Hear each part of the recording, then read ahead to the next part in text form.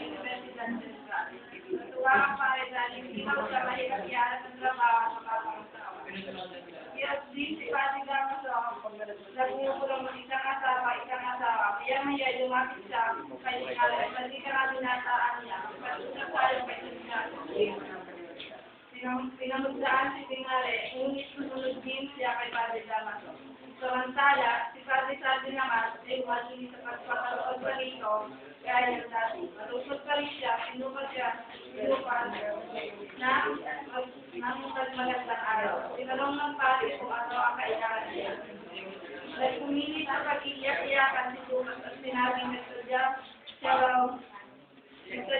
kay Tukas para upang ng bayan at isalaan.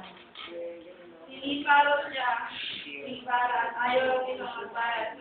Kaya maglagay ng pangalit ang buhay niya gawa ng kapatid ni Tukas. Nasyang magkaan ng bato. Nagbalik daw siya kahapon, hindi niya Julius, ulo mo. Julius, ulo mo. Nabutisip daw dahil nagtungay ito sa Maynila.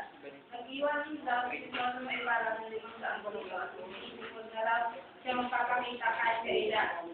Padre, ang daing ni Tukas, 500 piso para sa kawawa kong kapatid, 500 piso ang Padre.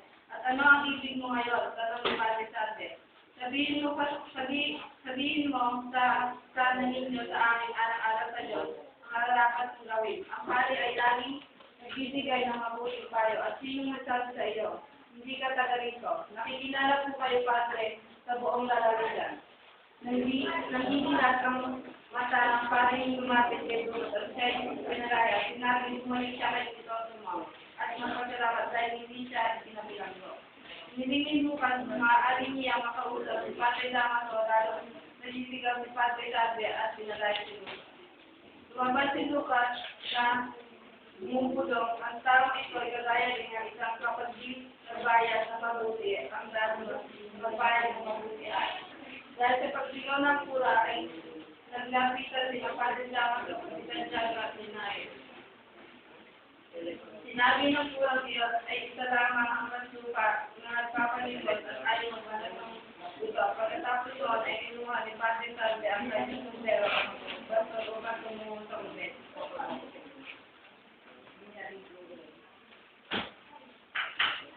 Julius, ulo mo.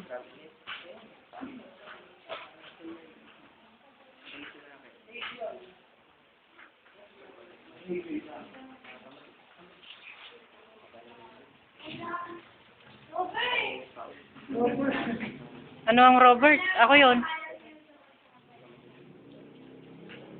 Ito ang batas na pinatupad para sa kabutihan ng lahat kung magkaroon ng maayos ng buhay ang lahat.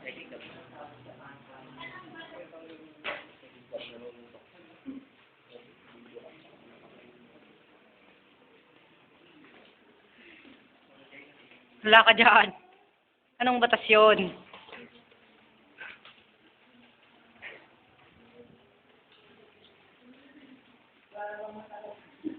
Walang nakalagay. Lagyan mo. Batas ng trapiko daw.